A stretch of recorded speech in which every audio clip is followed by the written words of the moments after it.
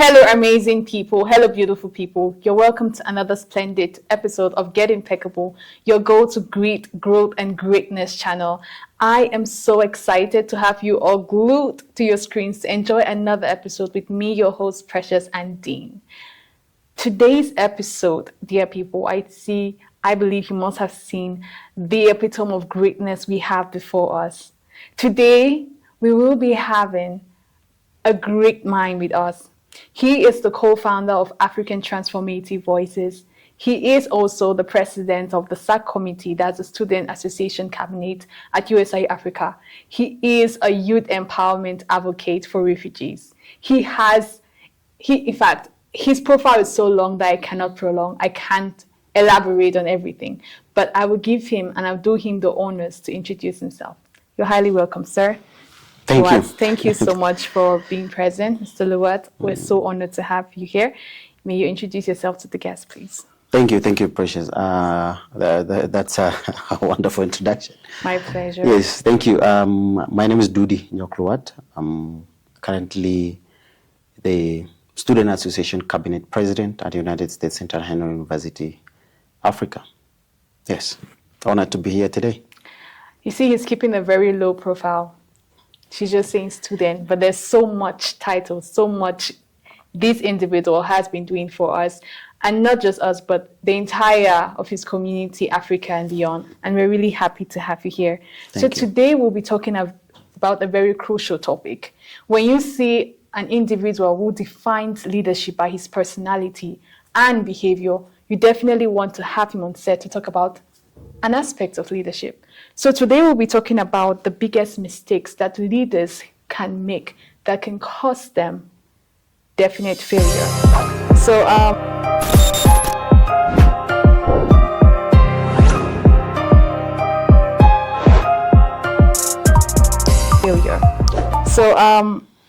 but before we start, I will just going to go through. Usually we have a rapid fire segment where we just get to know, break the ice and know a little bit about our guest. Then we now move forward now to the crux of the matter. That's fine. All right, so I'll be asking you a couple of questions, and yeah, let's have this. So, what's the one app you can't live without? One app that I can't live without. Yeah. I would say Google Calendar. Google Calendar, okay. The reason being, it's because I do a lot.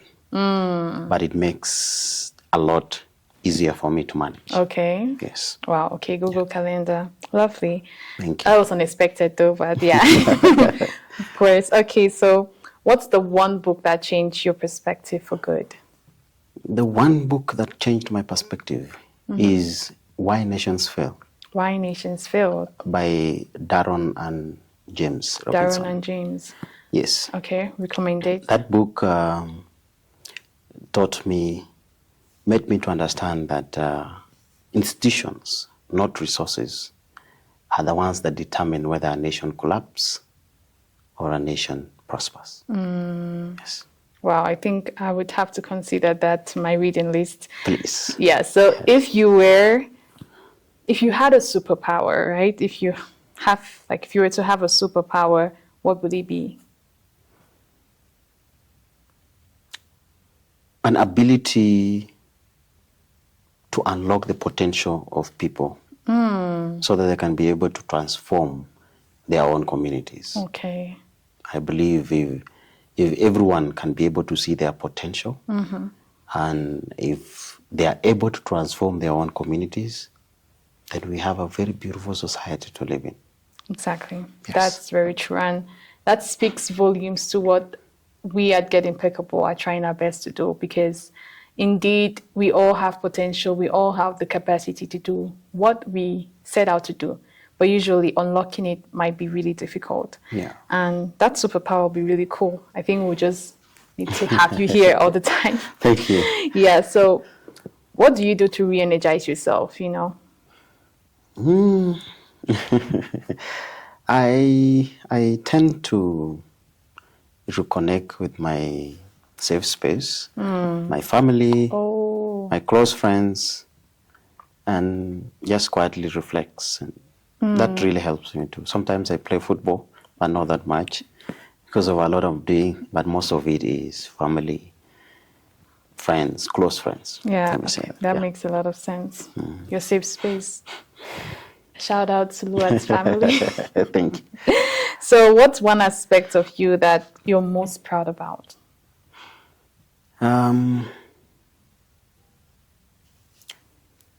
The aspect of me that I'm most proud of it is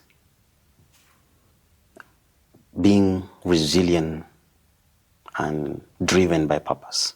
That speaks volumes. Actually, Yes, nothing breaks me.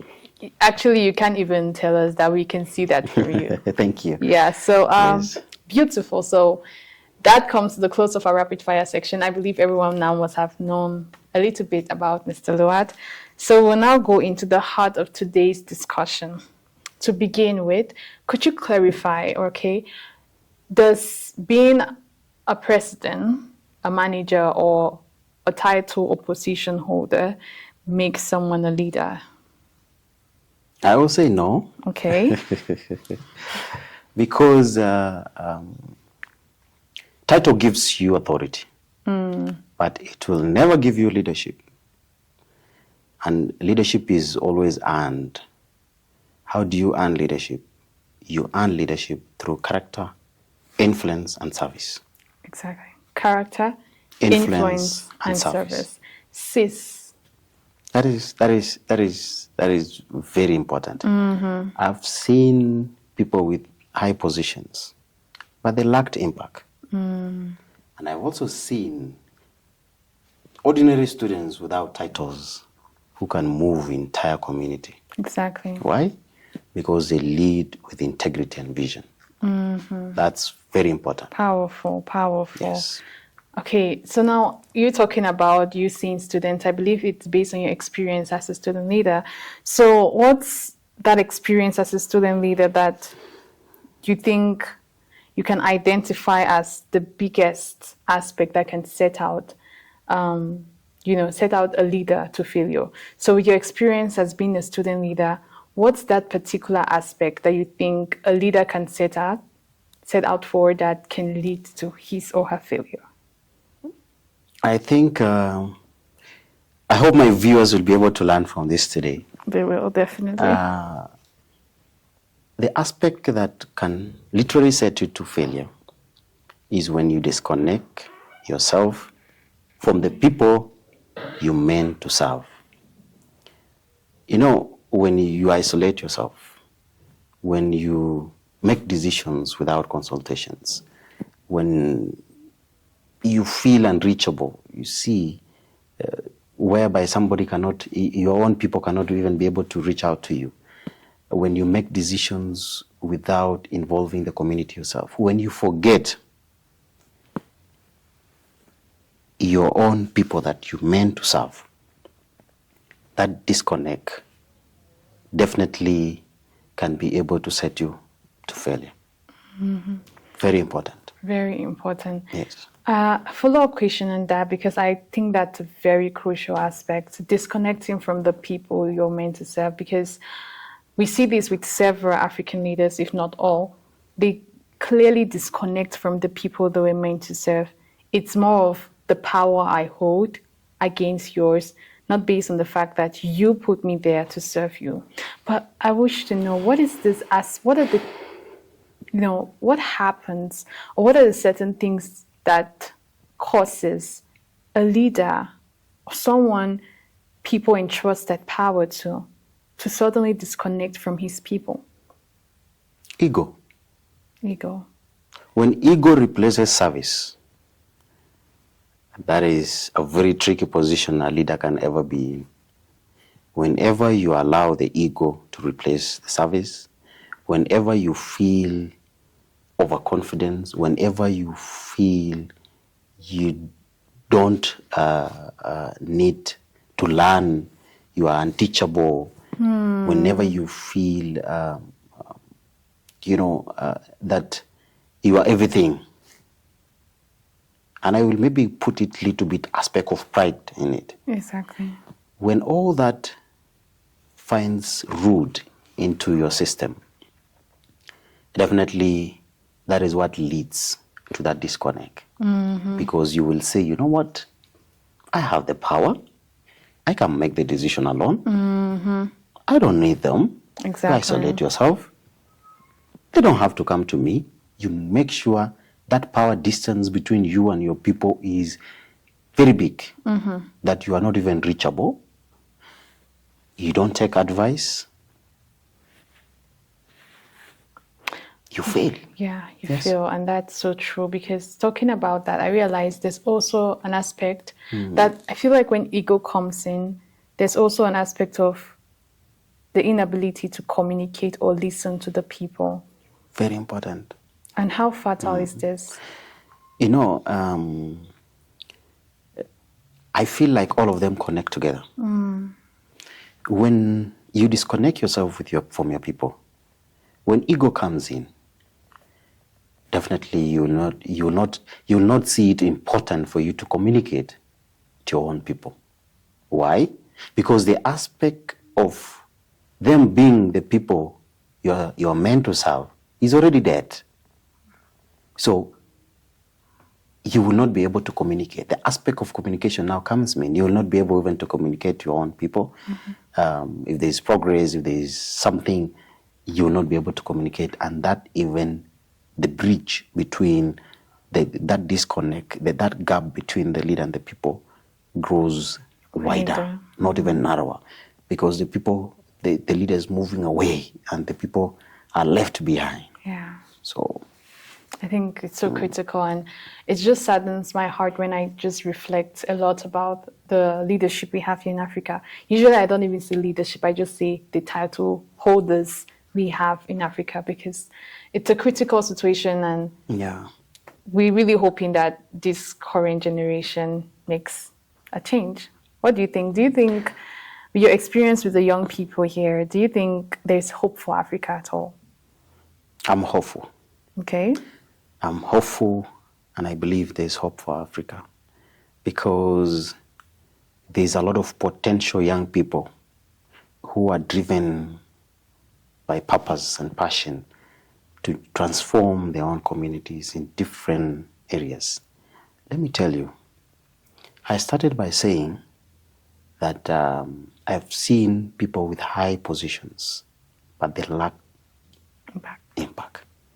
But I have seen young people without positions, not even students. Now, this time I'm not saying students, young people within Africa without positions, who are driving entire communities, transforming entire communities. Okay. I have a lot of examples of young people who just go to fellowships, do a lot of fellowships just to be able to bring something to the community so that it can be able to help the community. So I have hope that tomorrow Africa will be great again. There is hope for Africa. Yes, and I will have, after Africa becomes great again, I will know, even if they tell me now to send a message to ancestors or to send a message of the forefathers of Africa, I will have something to say. Exactly. But now, I don't think I will even say something. Exactly. Yeah. It's critical, but we are hopeful, and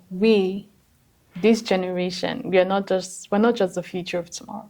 We're the future of today, and it starts today. Exactly. And I love the fact you mentioned that it doesn't take you holding a title, holding a position before you can drive change.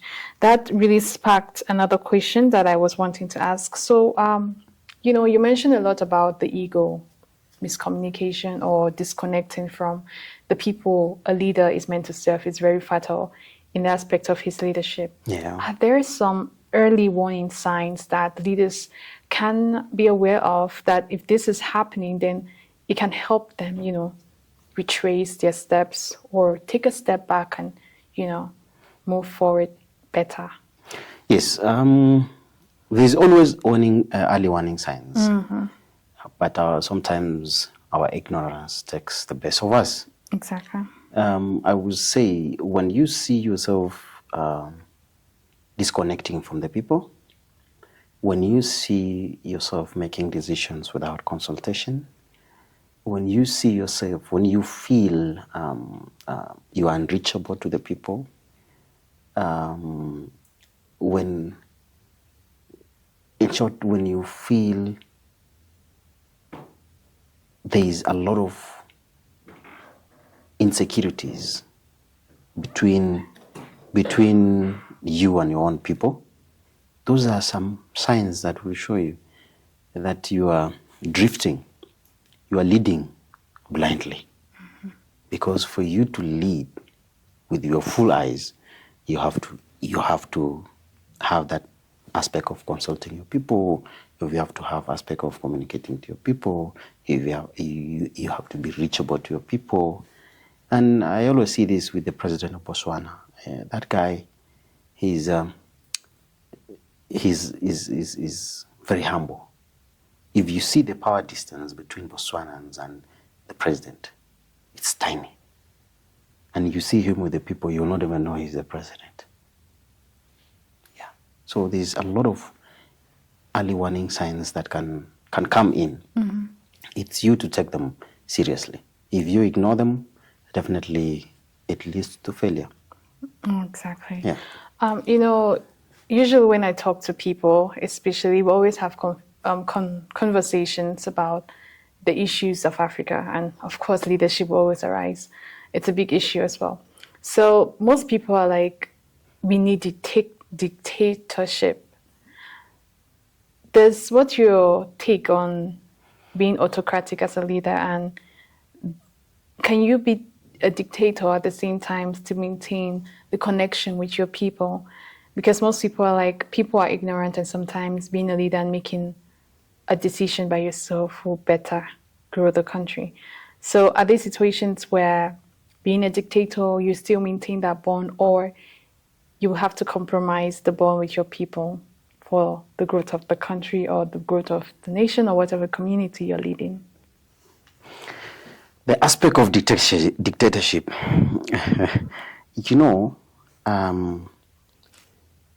being a dictator is not bad.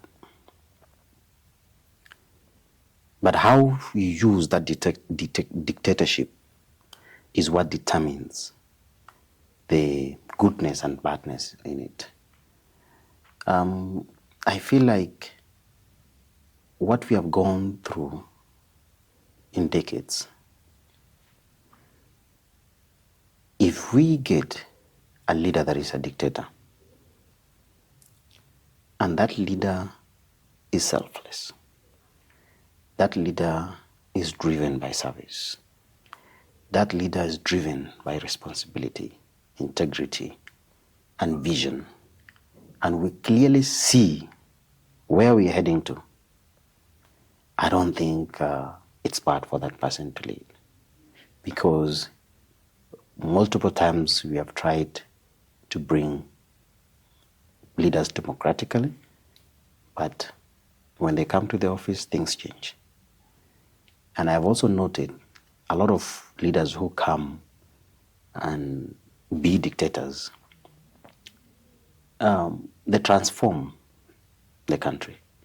Let me give an example of Ibrahim Traore.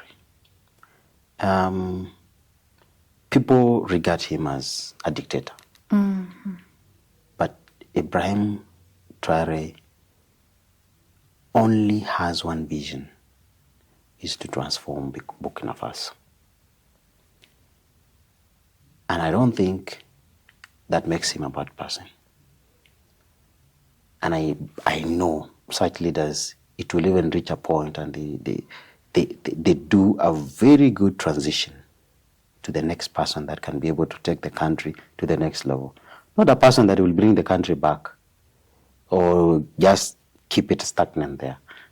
Someone who can be able to take a country to the next level. So I don't think, I think dictatorship is determined by the actions of a leader themselves, what they do. If they use it badly to reach themselves, then definitely that is now the bad aspect of it. And we should not allow it to take precedence in our own societies. Okay, that makes a lot of sense. Yes. And I would love to just, what systems, because we're talking a lot about aspects that can ruin leaders. So what systems do you think leaders should put in place to help them stay grounded? There's a lot of systems, accountability systems. You have to be accountable to your own people because they're the people who want you to serve them. They're the people you serve. You have to put accountability systems in place. You have to put feedback systems in place. You have to also have consultation systems in place whereby you seek advice before you make decision. You have to also have engagement over management of people in place. Those are kind of systems that can be able to help you connect with your people, can be able to make you move as a nation. You know, some leaders move alone. Exactly. That is very dangerous. You move with your people. If you are entering a boat, you enter with your people. You go with them. If there's something that you need to do, you need to have a system of consultation in place. Even if you have elders that can be able to give you some advice and all that, if you need to be able to accept feedbacks. You need to be able to accept criticism so that will definitely help you grow. You need to have that accountability aspect in place. Very important because everything you do, you need to be able to account for it. But how many leaders Do in our own African countries account? Yes. They don't account for any dying, in nothing at all. They don't. But I believe those systems, the system of accountability, feedback, consultation, and engagement of your citizens or the people you're meant to serve will really create a strong connection and bond, enhancing your leadership. Emphasis on always move with your people, not move alone, but move with the people because you're meant to serve them.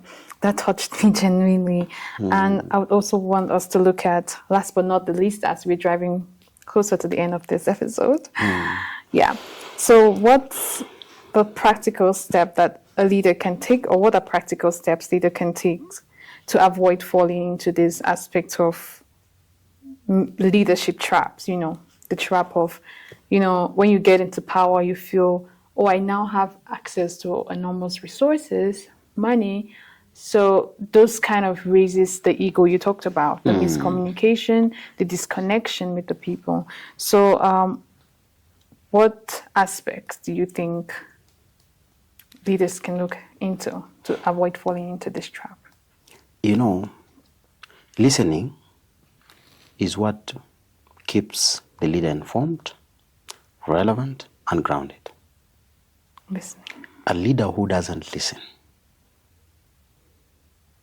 is bound to fail, is bound to lead blindly. And whenever you see a leadership that is grounded with blindness, it's already a signal that you will definitely disconnect your people.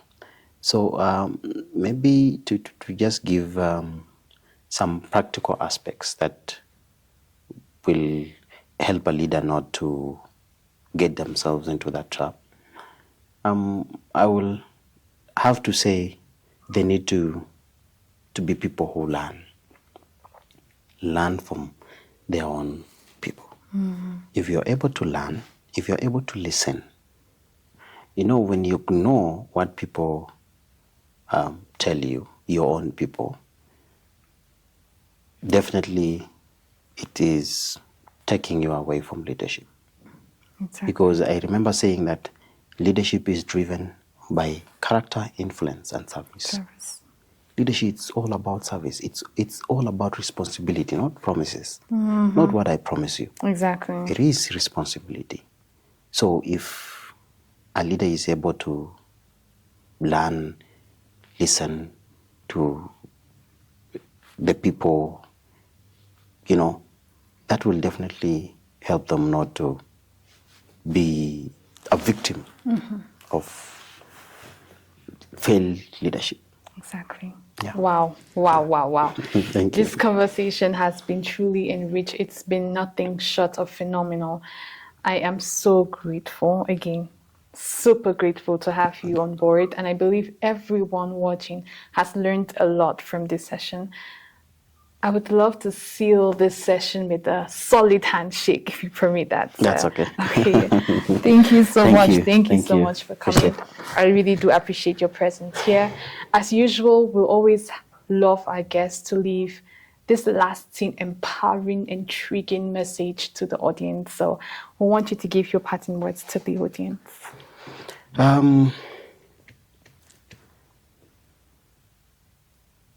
The future starts today.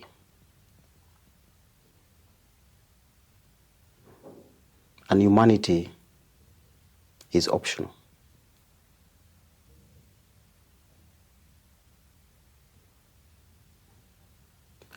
It's what glues the leaders to their people. That aspect of humanity. And whoever is listening to this, you have a part to play. I start by mentioning a book that I love. That is Why Nations Fail. And that book taught me that institutions, not resources, institutions is what determines whether a nation fails or prospers. I hope you strengthen your institutions so that our nations prosper. A single part that you play, a single part that I play, is what will determine whether our future will be good or our future will collapse. So, start now. Start now. What you do today determines how our future will turn out. Indeed, sir, you're an embodiment of greatness, Thank you. of leadership, and you are the beacon of hope of leadership in this present society of Africa especially. And we truly do appreciate your presence. I believe everyone has learned a lot. If you're watching this episode, thank you so much for tuning in. Please do subscribe, please do like, please do share, comment on what you've learned, what are the aspects you think in your point of view can lead a leader completely astray. Comment in the section and give me your feedback. We're grateful to have you all. Thank you so much. Thank you, sir. Bye. Bye.